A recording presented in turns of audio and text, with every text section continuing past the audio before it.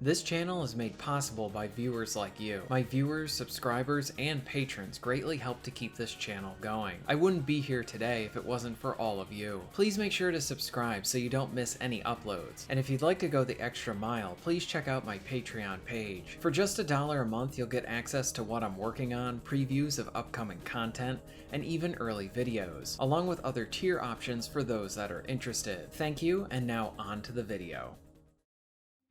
So now the Callisto protocol has been out for almost a year. Maybe you were interested and unsure if you wanted to jump in at its launch last December. Maybe some of the mixed reviews made you want to wait and see. Maybe even see if the developers would address some of the criticisms. And even more probable, wait for a more polished game, since most big releases release in a state that's less than ideal, and usually get patched in the following months. Either way, is Callisto worth playing now, with October coming up, and it being the perfect time for horror and thriller type games? The Callisto protocol might be the perfect game to try now. The game is in a better state than it was at launch. Plus, if you want more of it, there has been free content updates along with all of the season pass content available. This is a title that has been one that continues to grow on me as I think back to it. I very much enjoyed it when it came out, and I'm enjoying it even more today.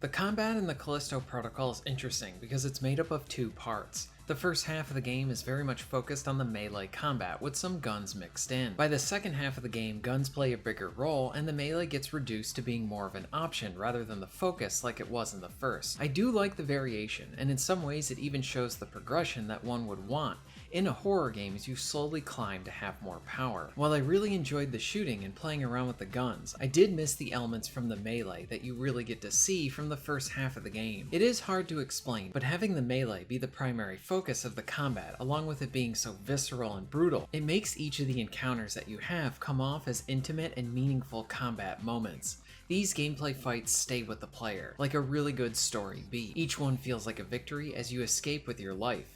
Guns provide more options and give you that range as well, and the ability to take on more foes so the stakes increase. And yes, melee is always an option, even in the second half of the game, but there is something special about the period within this title that has melee as the focus with guns as the secondary. This is more something I notice, more than an outright flaw of the game. Who knows, you might end up saying that the gun-focused encounters were more intimate than the melee ones than I did.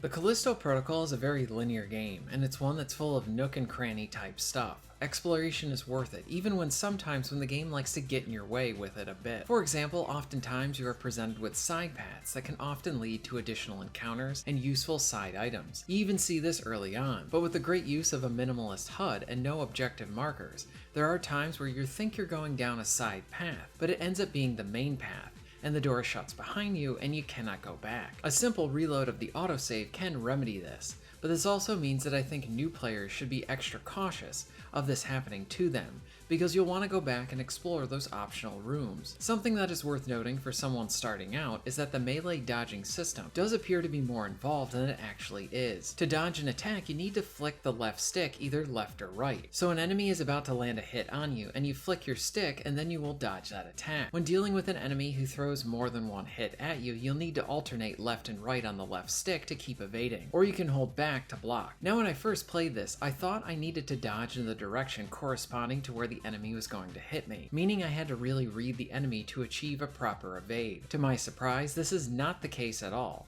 You just need to flick the stick before an attack, and it doesn't matter the direction. So I would take some time within the first area and retry some of the encounters as you get better at the dodging, because it will greatly aid you. And the impact and sound in this game is great for the combat. You get all the over-the-top violence and dismemberment that you would like to see in a title like this, along with all the satisfying smacks and thuds from your hits. The gun sounds are great as well, but you can really feel each of the melee hits. Story and character-wise, I think the Callisto Protocol has a good one. This is how you do a simple yet enjoyable narrative.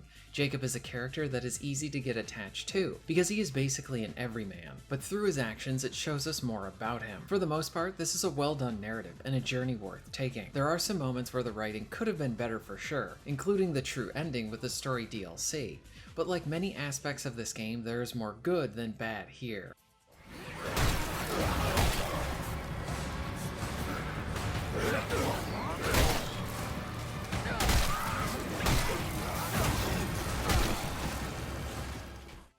The initial release period for the Callisto Protocol was a bit of an interesting one. Before the game, we saw that the team was made up of ex-Dead Space developers, and with Callisto being sci-fi horror as well, many of us were all eager to try something else out that could be very Dead Space-like. Along with this, Dead Space has been a dormant franchise for a while. Yes, the remake to 1 was not released at this point, so Callisto was our first offering of what could be some new sci-fi horror. In some ways, I think this actually hurt the game and people's expectations of Callisto. Is Callisto Protocol on par with the original Dead Space? No. Is it a bad game? That is also a no.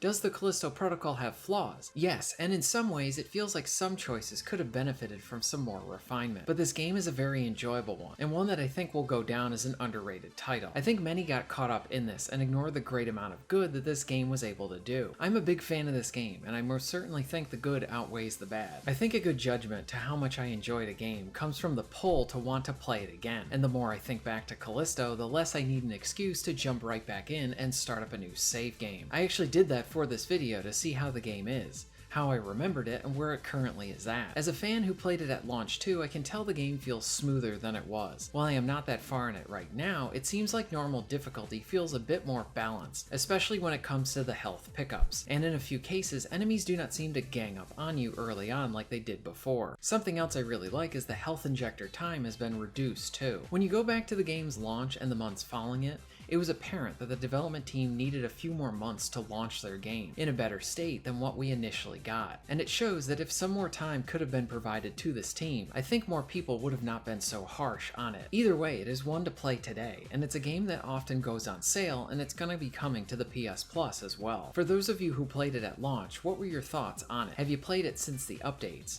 Are you thinking about jumping back in now?